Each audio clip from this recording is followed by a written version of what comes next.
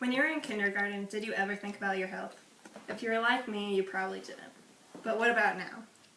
As we get older, we become more conscious of our health status. We all want to live a happier, healthier life. But what if we learned about how important our health was at an earlier age?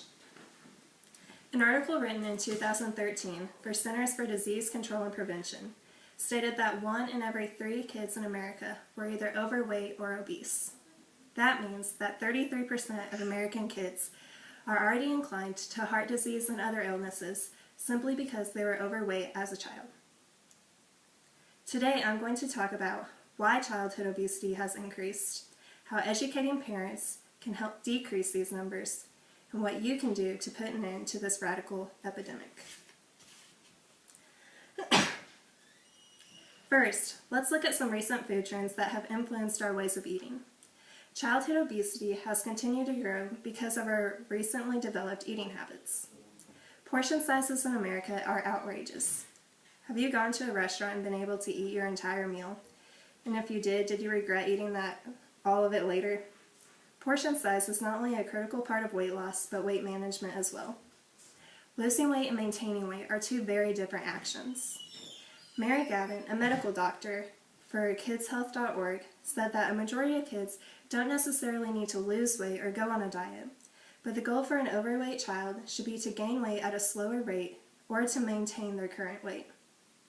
Let's look at some ways that we can help control our children's diet. Educating parents about healthy foods, proper portion sizes, and ways to save time in the kitchen are just some ways that we can help eliminate these problems. An aspect that many parents often forget about is the importance of food labels, but not only how to read it, but how to understand it. Brierly Wright, a registered dietitian from eatingwell.com, said to first look at the serving size on the food label.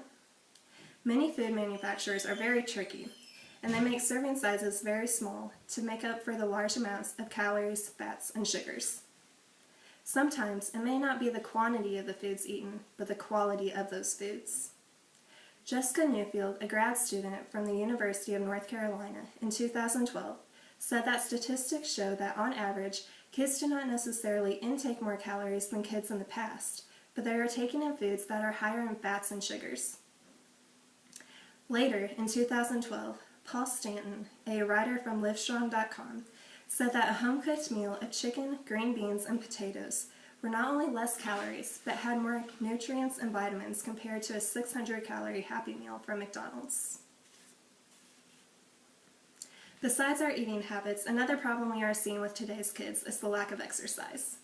Physical activity in youth have become to be a weekly activity instead of a daily activity.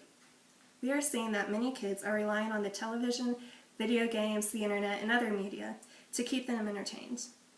Unlike 10 to 15 years ago, it is now common for many kids to have an Xbox or a computer at their home or even in their rooms. In June of 2012, a writer for Medscape Education magazine, Kathy James, said that a recent study showed that 3rd and 4th graders spend on average 22 to 24 hours every week watching TV. That's 3 to 4 hours every night. Physical education programs are slowly declining, and schools are rarely encouraging physical activity outside of the classroom. The writer of Understanding Childhood Obesity in 2012 and a professor from the University of Mississippi, Clinton Smith, said that many schools have been forced to cut PE programs because of budgeting. Kids are at school for at least 1/4 of the day, Monday through Friday. Are we really asking that much for the school to take 1 out of the 8 hours a day spent in the classroom for physical activity? I don't think so.